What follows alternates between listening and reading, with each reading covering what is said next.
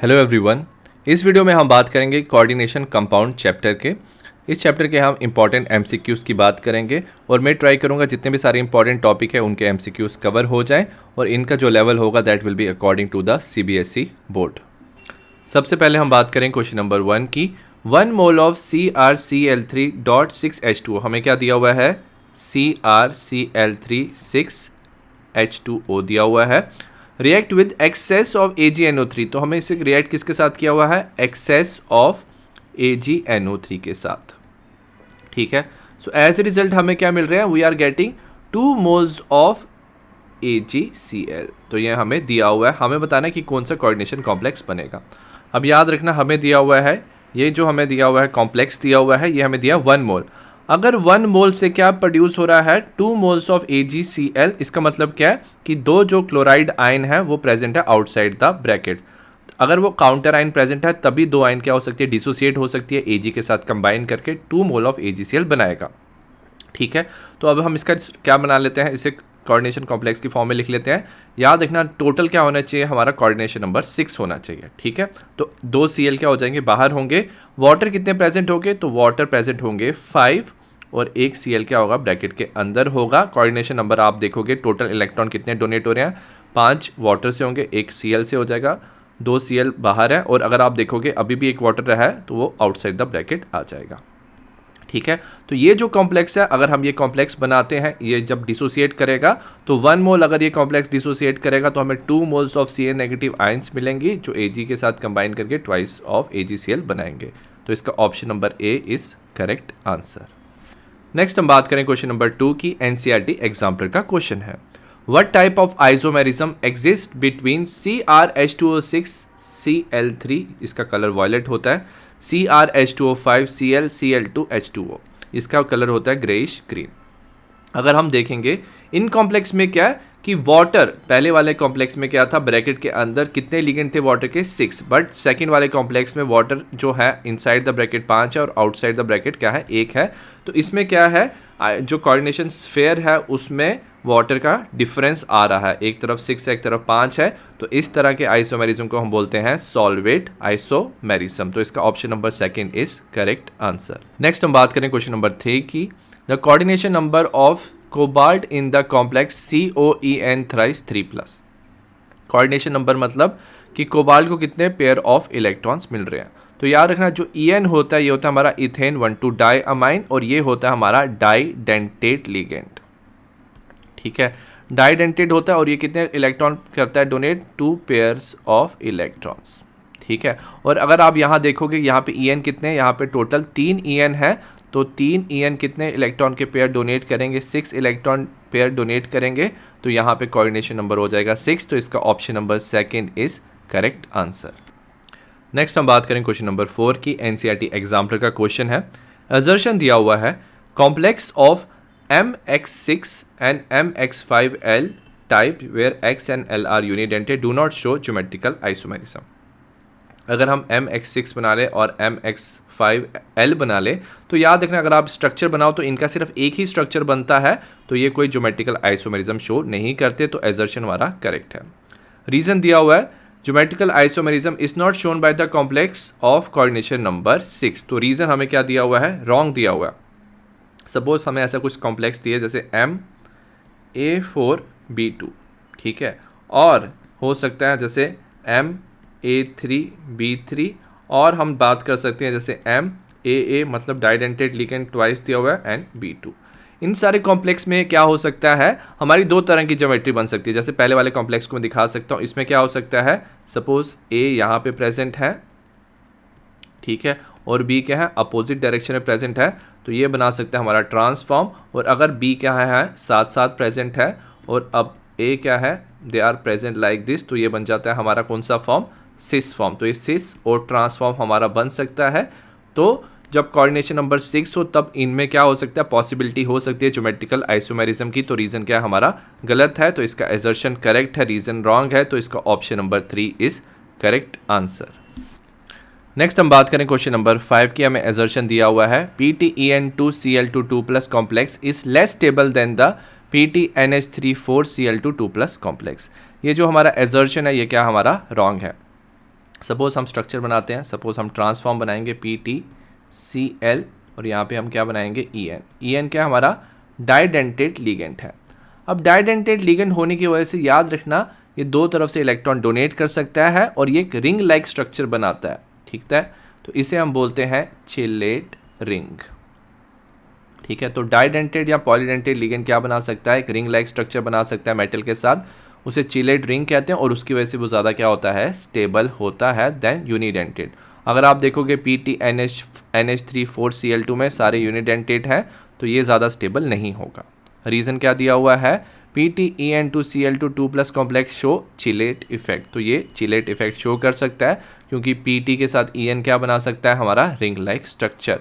तो इसका एजर्शन क्या है, रॉन्ग है, और रीज़न क्या है, करेक्ट है। तो इसका option number D where assertion is incorrect but reason is a correct statement is the correct answer. Next हम बात करें क्वेश्चन नंबर 6 की, ऑक्सीडेशन स्टेट ऑफ निकल इन NiCO4 इज।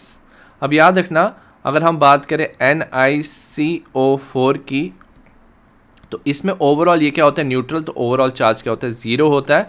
अब ये जो C होता है कार्बन मोनोऑक्साइड, इसका भी चार्ज क्या होता है, 0। सो एज ए रिजल्ट निकल का भी जो ओवरऑल ऑक्सीडेशन नंबर है वो भी क्या हो जाता है, 0। तो ओवरऑल निकल का ऑक्सीडेशन नंबर इसमें क्या होता है, 0 होता है। तो इसका जो ऑप्शन नंबर ए है वो क्या है, करेक्ट आंसर है।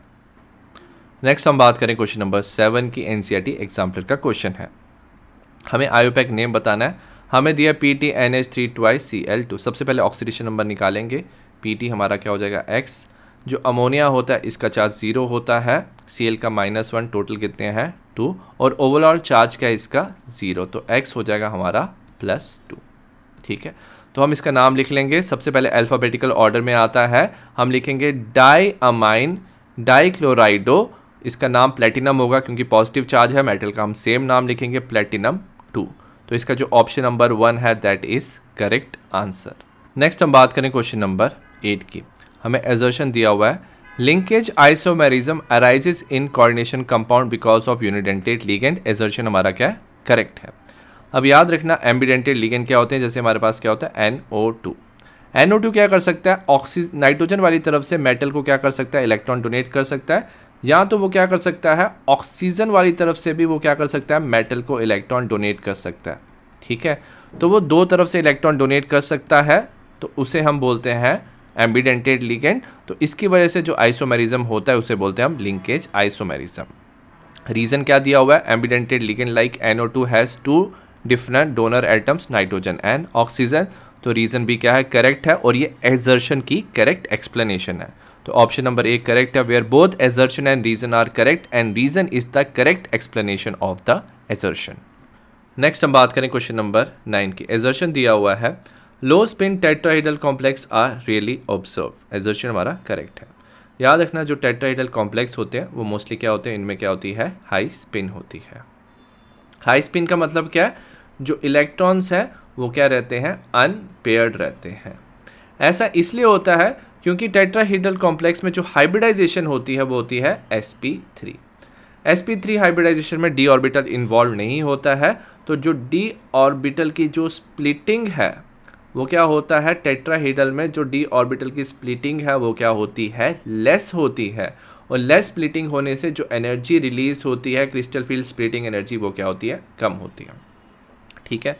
नेक्स्ट क्या दिया हुआ है, reason the crystal field splitting energy is less than the pairing energy. तो जो एनर्जी रिलीज हुआ है वो क्या हो जाता है, कम हो जाता है as compare to pairing energy.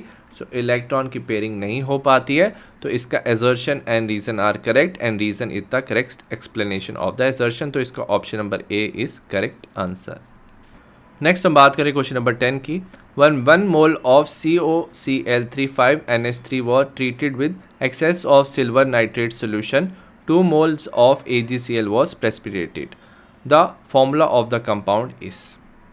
ठीक है, तो हमने क्या लिया, सपोज 1 मोल लिया COCl3 5NH3 का 1 मोल लिया और हमने रिएक्ट किया हुआ है इसको एक्सेस ऑफ AgNO3 के साथ। ठीक है, तो पहला कंपाउंड क्या था, 1 मोल लिया हुआ था और हमें मिल रहा है 2 मोल्स ऑफ AgCl।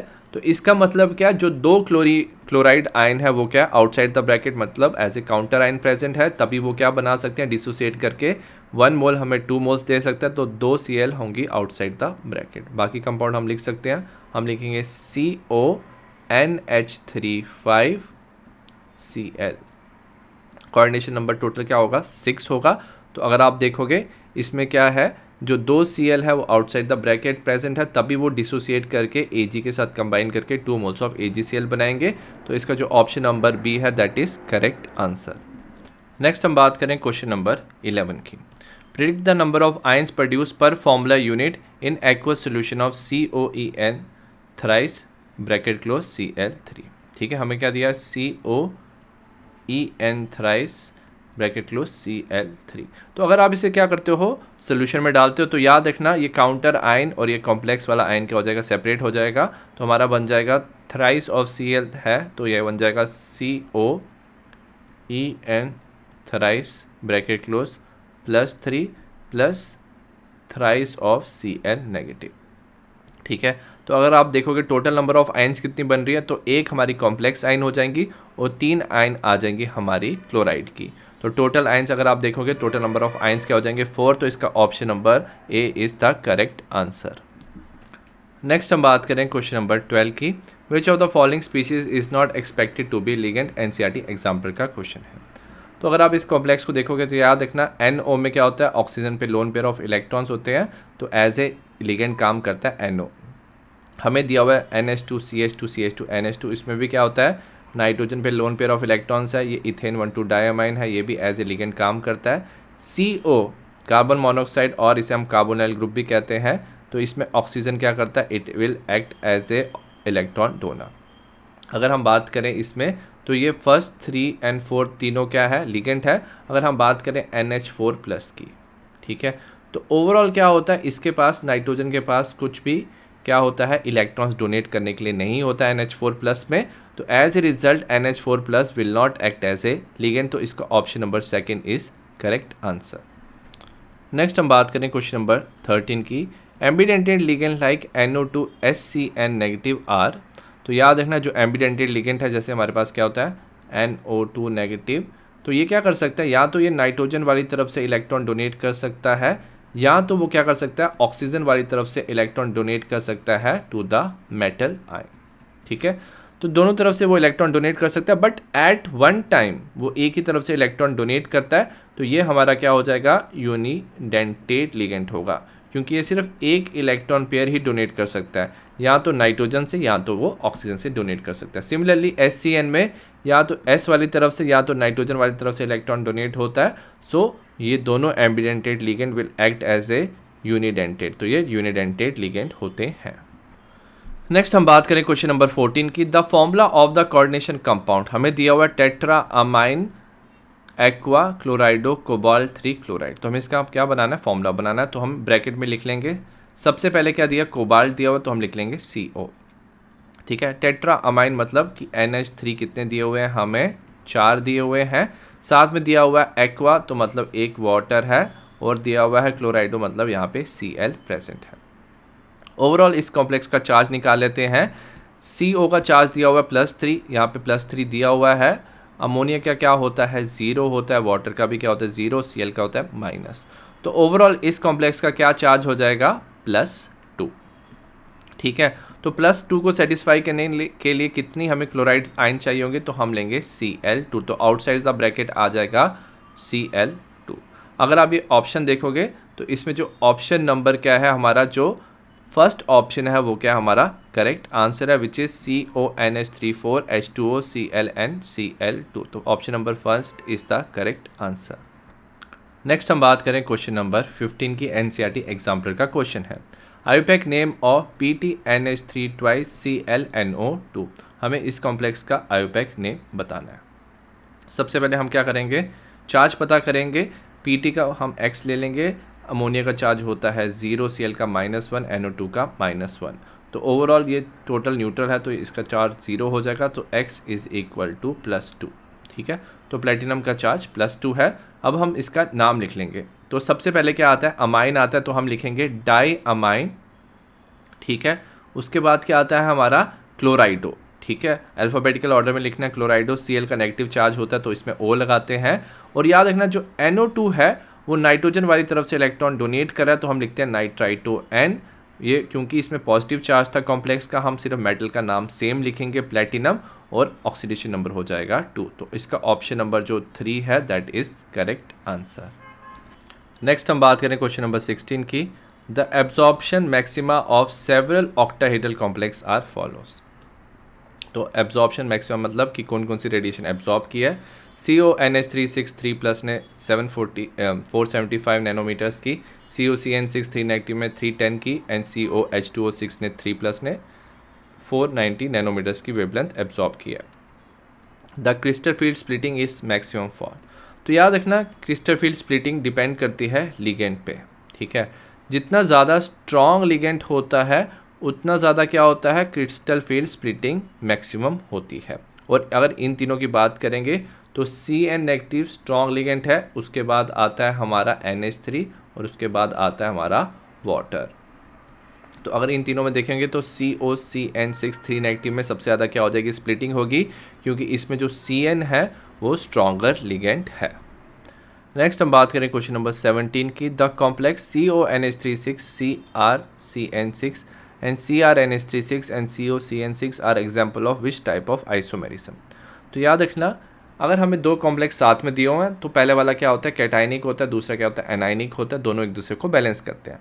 अगर इन दो कॉम्प्लेक्स में क्या होता है, इंटरचेंज ऑफ लिगेंड्स हो जाता है, तो CO के साथ अगर NH3 की जगह Cn अटैच हो रहा है और Cn की जगह क्या हो रहा है, NH3 अटैच हो रहा है, तो इस तरह के आइसोमेरिज्म को हम बोलते हैं कोऑर्डिनेशन आइसोमेरिज्म। तो इसका जो ऑप्शन नंबर C है दैट इज करेक्ट आंसर।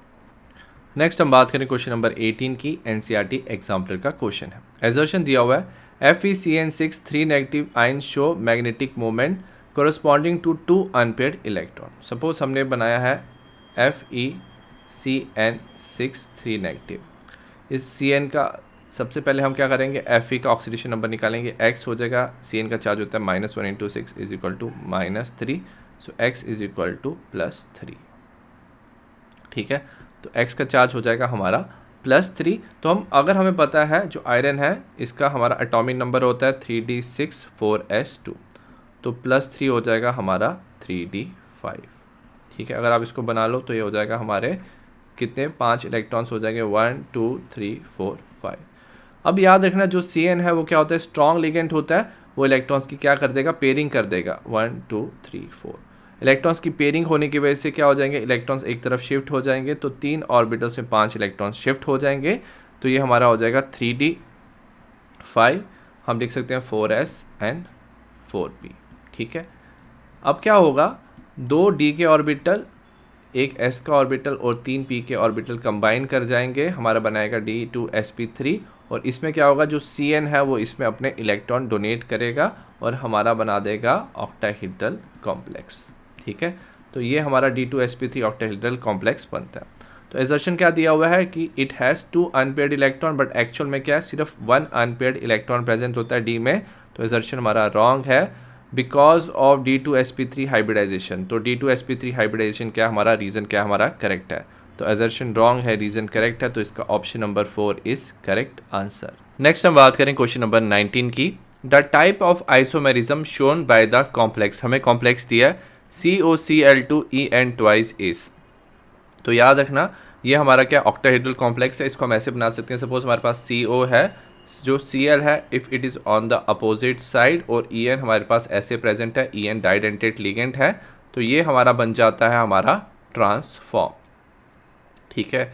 या ऐसे बना सकते हो, और आप ऐसे बना सकते हो कि Cl on the one side और En क्या हमारा इस तरफ ऐसे प्रेजेंट है, एक साथ Cl है, एक तरफ En है, तो ये बन जाता है हमारा सिस फॉर्म। तो याद रखना जो हमारे क्या होता है, ये जो कॉम्प्लेक्स है ये शो कर सकता है हमारा ज्योमेट्रिकल आइसोमेरिज्म। तो इसका ऑप्शन नंबर जो ए है वो करेक्ट आंसर है। नेक्स्ट हम बात करें क्वेश्चन नंबर 20 की। The number of geometrical isomers of the complex. हमें दिया हुआ है CONO2 थ्राइस NH3 ट्वाइस, दोनों यूनिडेंटेड लिगेंड है, थ्राइस थ्राइस है। कभी भी हमें अगर ऐसी फॉर्म में दिया हुआ है तो हमारे दो तरह के क्या बन सकते हैं, आइसोमर्स बन सकते हैं ज्योमेट्रिकल। अगर हम बनाएंगे, सपोज हमारे पास CO है, ऑक्टाहेड्रल कॉम्प्लेक्स है, अगर हमारे सपोज NH3 हमारे ऐसे प्रेजेंट है तीनों, और 3 और present on one side like this, और फिर NO2 अगर ऐसे प्रेजेंट है, तो इस फॉर्म को हम क्या बोलते हैं, this is called as FAC और कॉल्ड एज फेशियल फॉर्म। ठीक है। और अगर हमने इसको अरेंज किया अगेन, अगर हमने ये ऑक्टाहेड्रल फॉर्म में है, हमने लिखा NH3, उसके बाद हम गैप देते हैं NO2, NH3, NO2, NO2। अगर वो इस फॉर्म में प्रेजेंट है, this is called as MER और कॉल्ड एज मेरिडियोनल फॉर्म। ठीक है। ये फॉर्म तब प्रेजेंट होता है जब हमारे पास क्या होता है, मेटल के साथ A3 मतलब यूनिडेंटेट लिगेंड 3 है और B भी क्या है, 3 प्रेजेंट है, तब हमारा ये फॉर्म्स बनते हैं। तो इसके आंसर हो जाएगा option number C which is 2। Next हम बात करें क्वेश्चन नंबर 21 की। एजर्शन दिया हुआ है, linkage isomerism arise in coordination compound containing ambidentate ligand. तो ये जो एजर्शन है वो करेक्ट है। तो लिंकेज आइसोमेरिज्म में क्या होता है, जब एम्बीडेंटेट लिगेंड प्रेजेंट होता है तभी हमारा लिंकेज आइसोमेरिज्म बनता है। एग्जांपल क्या है, जैसे NO2 है, नाइट्रोजन वाली तरफ से मेटल के साथ अटैच कर सकता है, और ONO क्या कर सकता है, ऑक्सीजन वाली तरफ से मेटल के साथ अटैच हो सकता है। तो हमारे दो तरह के स्ट्रक्चर बन सकते हैं, तो इसे हम बोलते हैं लिंकेज आइसोमेरिज्म। और रीज़न क्या दिया हुआ है, ambidentate ligand has 2 different donor atoms. तो 2 डिफरेंट डोनर एटम, जैसे NO2 में नाइट्रोजन और ऑक्सीजन 2 डिफरेंट डोनर एटम होने की वजह से हमारे लिंकेज आइसोमेरिज्म बनता है। तो इसका रीज़न भी करेक्ट है। Assertion, reason both are true and reason is the correct explanation. Option number 1 is correct. Next हम बात करें क्वेश्चन नंबर 22 की। What is the correct electronic configuration of the central atom in K4FeCN6 based on crystal field theory. हमें iron का क्या बताना है, electronic configuration on basis of crystal field theory. सबसे पहले हमें क्या फाइंड करना है, आयरन का oxidation number. Suppose K4 separate हो गया, हमारा बन जाएगा Fe ब्रैकेट CN6 4 नेगेटिव। ठीक है, इसको x ले लेंगे, इसका Cn का होता है -1 into 6 is equal to -4, so x is equal to +2। तो इसमें क्या हो जाएगा, +2 चार्ज। नॉर्मली आयरन लिखते हैं हम कैसे, 3d6 4s2, और यहाँ पे क्या है Fe2+ है, तो ये बन जाएगा 3d6। 6 इलेक्ट्रॉन्स है और हमें इलेक्ट्रॉन्स फिल करने हैं अकॉर्डिंग टू क्रिस्टल फील्ड। तो ये 2 पार्ट में डिवाइड हो जाएगा, d ऑर्बिटल, एक हो जाएगा हमारा T2g में और डिवाइड हो जाएगा Eg में। अब याद रखना, जो हमारा Cn है वो क्या है, एक स्ट्रॉन्ग लिगेंड है। स्ट्रॉन्ग लिगेंड क्या कर सकता है, पेयरिंग। तो 6 इलेक्ट्रॉन्स कैसे फिल होंगे, हमारे पहले फिल होंगे 1 2 3। तो क्योंकि इसमें क्रिस्टल फील्ड स्प्लिटिंग में Cn में क्या होता है, ज़्यादा एनर्जी प्रोड्यूस होता है, तो इसकी जो एनर्जी होती है वो पेयरिंग एनर्जी से क्या होता है, ज़्यादा होती है, तो इलेक्ट्रॉन्स की पेयरिंग हो जाती है। ठीक है, तो एज ए रिजल्ट हमारा जो इलेक्ट्रॉनिक कन्फिग्रेशन बन जाएगा T2g6 एंड Eg0। तो इसका option number C correct answer है। नेक्स्ट हम बात करें क्वेश्चन नंबर 23 की। The number of geometrical isomers for PTNH3 twice Cl2। ठीक है, याद रखना ये क्या हमारा DsP2 है, इसमें क्या होती है, हाइब्रिडाइजेशन होती है। ये हमारा क्या स्क्वायर प्लानर स्ट्रक्चर है। ठीक है, तो हम बनाएंगे PTNH3 अगर हमारा क्या है, एक तरफ प्रेजेंट है, ठीक है, सेम लिगेंड अगर एक तरफ है और Cl एक तरफ है, तो इसे हम बोलते हैं सिस फॉर्म। और अगर सेम लिगेंड क्या है, they are present on the opposite side PTNH3Cl, तो इस फॉर्म को बोल देते हैं हम ट्रांस फॉर्म। ठीक है, तो इसके 2 तरह के ज्योमेट्रिकल आइसोमर्स बनेंगे, सिस एंड ट्रांस। तो इसका option number D which is 2 is correct answer. Next हम बात करें क्वेश्चन नंबर 24 की। In which of the following coordination entities the magnitude of delta nought होता है CFSE crystal field splitting energy in octahedral field will be maximum. हमें दिया COCN6 3 negative, CO C2O4 3 negative, COH2O6 3+ and CONH36 3+। तो याद रखना crystal field splitting उसमें ज़्यादा होती है जिसमें क्या है हमें स्ट्रॉन्गेस्ट लिगेंड। तो स्ट्रॉन्गेस्ट लिगेंड इसमें क्या है हमारा CN नेगेटिव। तो इस स्ट्रॉन्गेस्ट होने की वजह से सबसे ज़्यादा क्या करेगा, रिपल्शन करेगा, और इसी में सबसे ज़्यादा क्या होगा, डेल्टा नॉट होगा। तो इसका option number A is correct. Next हम बात करें क्वेश्चन नंबर 25 की। NCERT एग्जाम्पल का क्वेश्चन है। हमें कंपाउंड्स दिया है COSO4 NH35Br और साथ में दिया हुआ है COSO4 NH35Cl। अगर हम यहाँ पे देखेंगे, यहाँ पे Br दिया हुआ है, Cl दिया हुआ है, तो ये जो दोनों कॉम्प्लेक्स हैं, ये दोनों कॉम्प्लेक्स क्या है, डिफरेंट है, इनका मॉलिक्यूलर फॉर्मूला ही डिफरेंट है, मॉलिक्यूलर फॉर्मूला डिफरेंट है, तो ये आइसोमेरिज्म शो नहीं कर सकते। तो इसका option number 4 which is no isomerism is correct answer. I hope आपको कोऑर्डिनेशन कंपाउंड के MCQ समझ आए हो। सिमिलर टाइप ऑफ वीडियो मैंने बाकी चैप्टर्स के भी बनाए हैं, डिस्क्रिप्शन में आपको लिंक मिल जाएगा। See you in the next video, bye.